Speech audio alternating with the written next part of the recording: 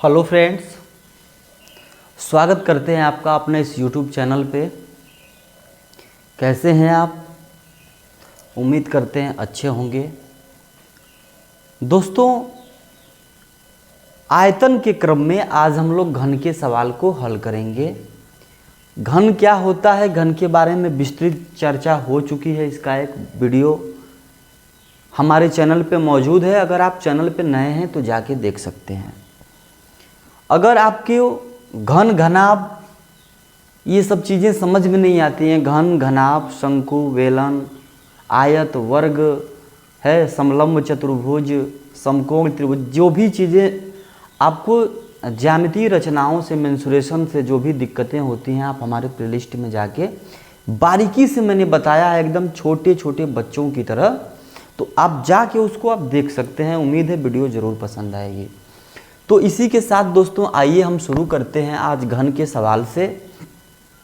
घन के सवाल कैसे आते हैं, किस टाइप के सवाल बनते हैं, इन सब चीज़ों पे चर्चा होगी।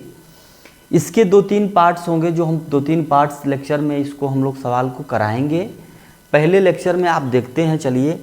जैसे कि इसमें आप देख रहे हैं दोस्तों, पहला क्वेश्चन में पूछा है कि एक घन के आकार की वस्तु की एक भुजा की माप 9 सेंटीमीटर है, तो घन का आयतन बताइए। देखिए, ये सब चीज़ें ऐसी हैं दोस्तों, मैं आपसे एक बार बोल देना चाहता हूँ, अगर आपको फार्मूले नहीं याद हैं तो आप जानते भी नहीं रहेंगे। आप जानेंगे इतना छोटा सवाल था, और फार्मूला जाने होते तो अरे ये तो यही आंसर था इसका।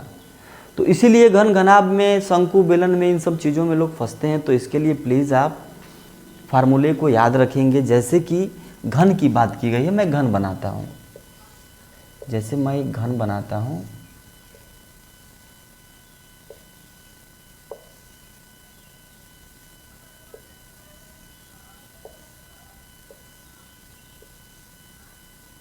ये एक घन है दोस्तों। घन क्या होता है? घन का एक एग्जाम्पल है पासा। जो हम लूडो खेलते हैं, पासा जो होता है वो हमारे घन का एग्जाम्पल होता है। इसमें लंबाई, चौड़ाई, ऊंचाई सारी समान होती है। अगर ये ए है, बी है, अगर ये एच है, ये लंबाई, चौड़ाई, ये एल है, बी है, एच है, तो इसमें सारी सेम होती है। इसमें जो एल होती है बी के बराबर, और बी जो होता है एच के बराबर, सब आपस में बराबर, यानी कि सारी भुजाएं बराबर होती हैं। इसीलिए दोस्तों ये घन की बात किया है और एक भुजा की माप दिया, मतलब आप समझ जाएंगे कि तीनों भुजाएं बराबर हैं। तो घन का आयतन पूछा है। आप जानते हैं दोस्तों, घन का जो आयतन होता है ये सूत्र होता है भुजा का क्यूब। भुजा का क्यूब हमने आपको इसके डिटेल में बताया था। जो घन का आयतन निकालते हैं, लंबाई गुणे चौड़ाई गुणे ऊंचाई करते हैं। चूँकि सारी चीज़ समान है, तो अगर हम सबका मान अगर ए है, इसका भी और इसका भी, तो लंबाई गुणे चौड़ाई गुणे ऊंचाई जब करेंगे तो ए गुणे ए, मतलब ए का क्यूब, यानी भुजा जो दी है ए, उसी का क्यूब। तो यहाँ भुजा दी है दोस्तों 9 सेंटीमीटर। तो 9 सेंटीमीटर का आप क्यूब करेंगे तो आप 9 का क्यूब होता है 729, और सेंटीमीटर का सेंटीमीटर में 3 बार जब गुणा होगा तो सेंटीमीटर का क्यूब हो जाएगा। तो इसका दोस्तों जो आयतन आया, वॉल्यूम आया, वो 729 घन सेंटीमीटर आया। ठीक है। ऐसे ही दूसरे सवाल को देखा जाए। इसमें लिखा है कि एक कमरे की लंबाई 4 मीटर, चौड़ाई 3.5 मीटर और ऊंचाई 3 मीटर। समझेंगे आप, घन से सवाल करा रहे हैं, लेकिन ये घन की बात नहीं है। चारों कमरों की दीवारों का ये सवाल कमरे की चारों दीवारों का क्षेत्रफल निकालने से है। हमने एक फार्मूला बताया था दोस्तों, वो कमरे की जब हम चारों दीवारों का क्षेत्रफल निकालते हैं, कमरे के चारों दीवारों का क्षेत्रफल, जब हम कमरे की चारों दीवारों का क्षेत्रफल निकालते हैं, तो हमने बताया था दोस्तों, जैसे चारों दीवारों का निकालेंगे तो इसकी जो लंबाई होगी वही लंबाई इधर भी होगी, उसकी जो चौड़ाई होगी वही चौड़ाई इधर भी होगी, है ना। तो लंबाई चौड़ाई को 2 बार लेते हैं, ऊंचाई से 1 बार सिर्फ गुणा करते हैं, हो जाता है। लंबाई चौड़ाई का योग करके इसका फार्मूला था 2 गुणे लंबाई प्लस चौड़ाई इंटू ऊंचाई, ये होता है। तो चारों दीवारों का क्षेत्रफल। अगर आपको ये फार्मूला याद नहीं है तो सोचेंगे कैसे हम लगाएंगे इसे। अगर याद है तो आप देखेंगे कि लंबाई भी दी है, चौड़ाई भी दी है, ऊंचाई भी दी है, यहीं पे तो रखना है केवल। तो यहाँ पे आप जब रखेंगे 2 गुणे लंबाई की बात कर रहा है 4 मीटर और चौड़ाई की बात किया 3.5 मीटर और गुणे ऊंचाई दिया है 3 मीटर। जब आप इसको करेंगे दोस्तों तो ये 2 गुणे 4 3 कितना होगा 7, 7.5 गुणे 3, 7.5 का जब 2 में गुणा होगा दोस्तों 7.5 दूना होता है 15, यानी 15 गुणे 3 जोड़ेंगे तो 15 तियाँ 45, 45 मीटर में दिया है तो वर्ग मीटर। वर्ग मीटर क्यों? क्योंकि आप जानते हैं दोस्तों क्षेत्रफल की जो यूनिट होती है वो स्क्वायर में आती है। जैसा कि आप देख रहे हैं यहाँ पे अगर 3 मीटर और 3.5 मीटर जोड़ेंगे तो 7.5 मीटर, 1 मीटर यहाँ हुआ और ये ऊंचाई वाला मीटर 3 मीटर होगा, एक यहाँ मीटर हुआ, तो मीटर का मीटर में गुणा मीटर स्क्वायर, है ना। तो ऐसे ही आइए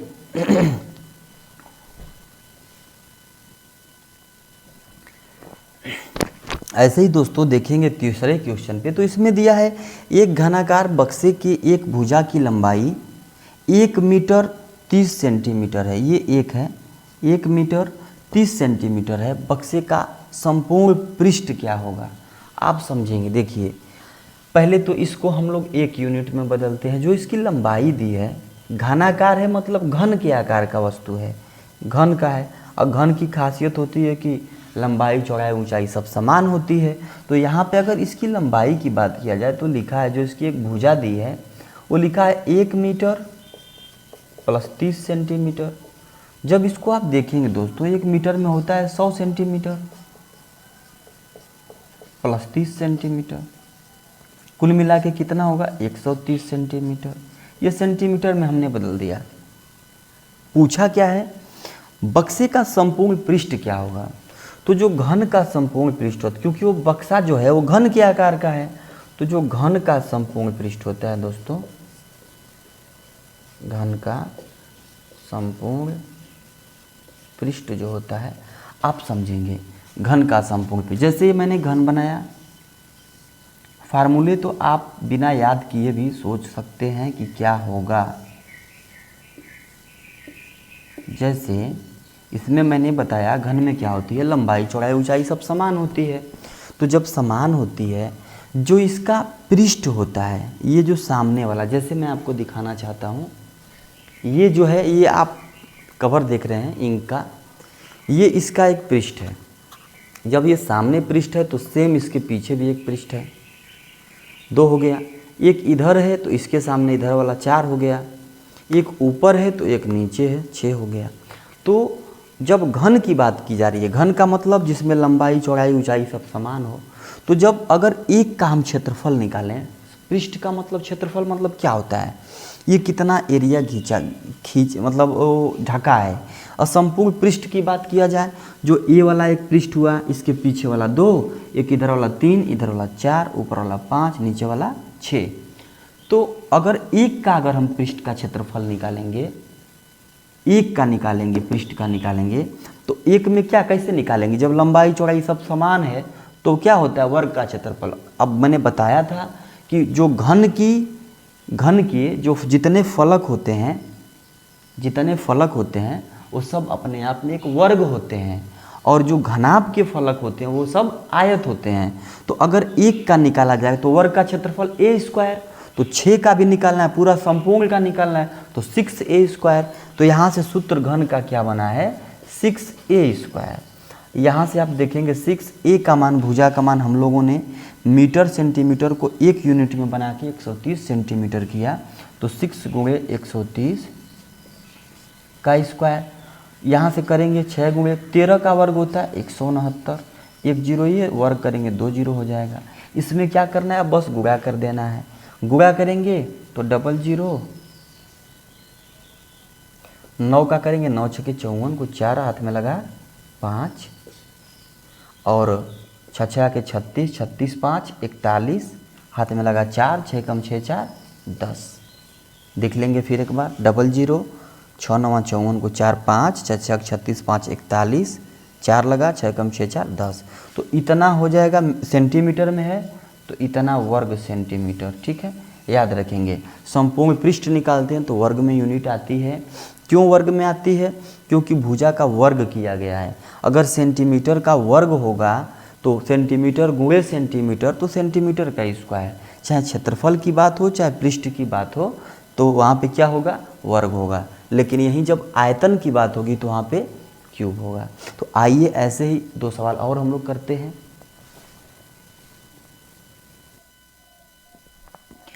आइए दोस्तों देखते हैं ये 2 सवाल और। इसमें लिखा है रहीम के कमरे की लंबाई 3.5 मीटर, चौड़ाई 3 मीटर, ऊंचाई 3 मीटर है। यदि इसके चारों दीवारों पर 15 रुपया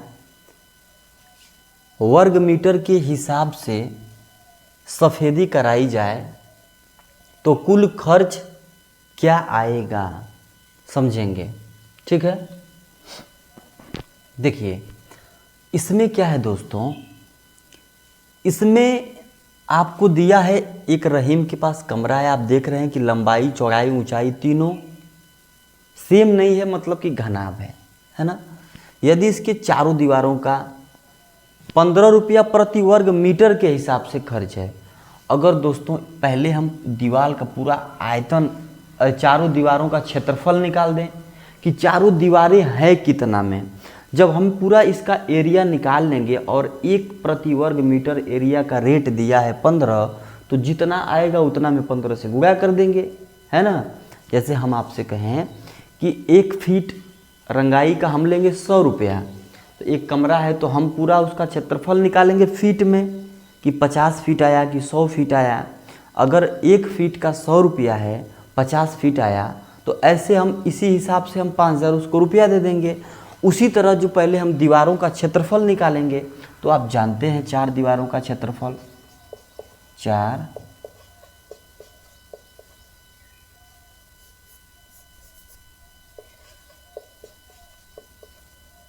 दीवारों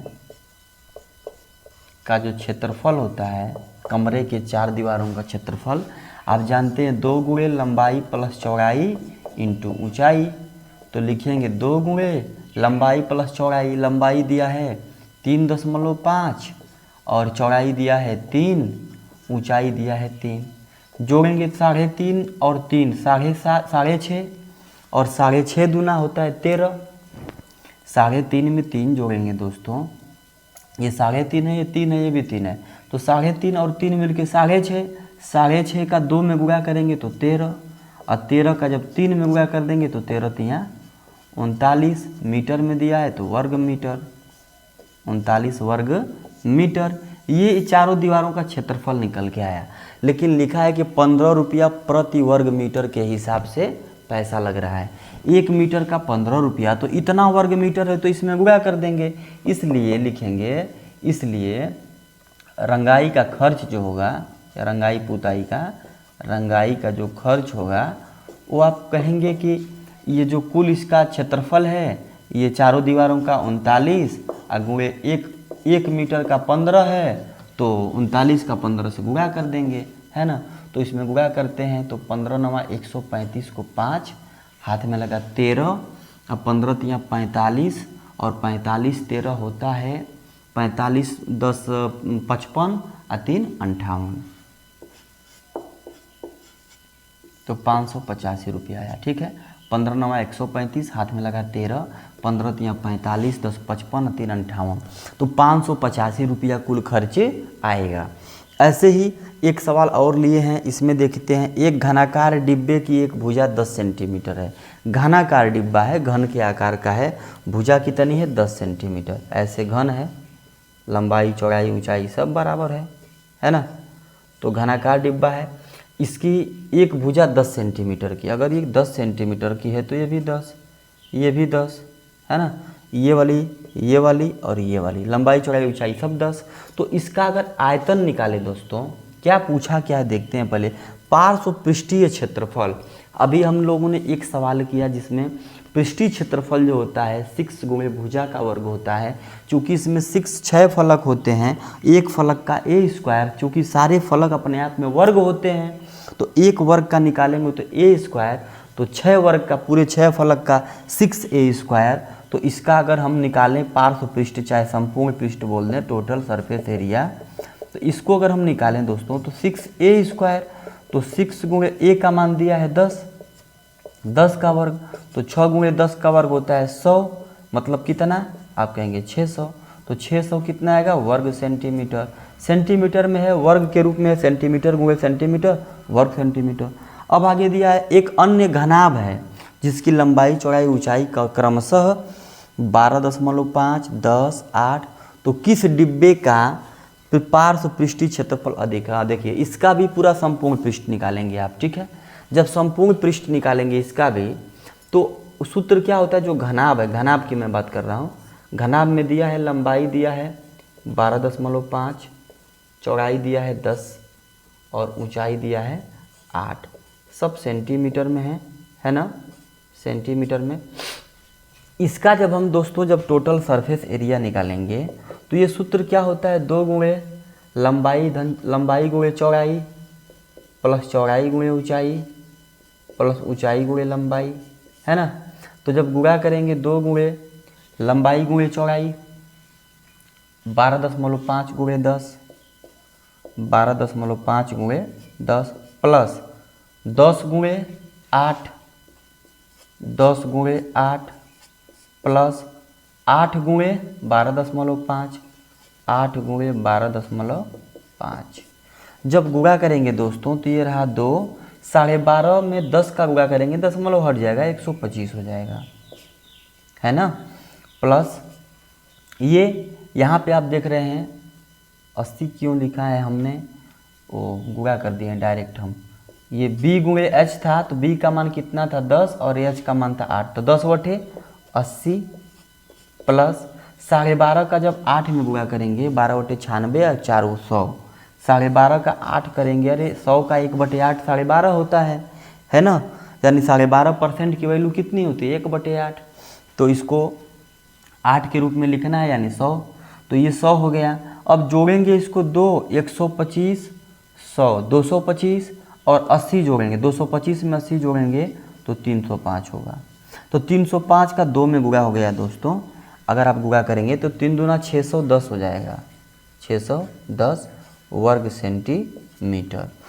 पूछा है कि किसका पार्श्व पृष्ठीय क्षेत्रफल अधिक है और कितना अधिक है, तो किसका अधिक है, इसका आया 600, घनाभ वाले का आया 610, तो आप बोलेंगे घनाभ जो है, घनाभ वाले का अधिक है घन से, है ना। क्या अधिक है, टोटल सरफेस एरिया अधिक है। और कितना अधिक है, तो आप कहेंगे 10 अधिक है, 10 वर्ग सेंटीमीटर। देखिए इसका 600 है, इसका 610 है। तो उम्मीद करते हैं वीडियो अच्छी लगी होगी आपको। तो घन से ये रिलेटेड सवाल थे, कुछ घनाभ के मिक्स भी थे, चारों दीवारों का क्षेत्रफल कैसे निकालते हैं इससे भी रिलेटेड थे। मिलते हैं इसके अगले पार्ट्स में, तब तक के लिए जय हिंद।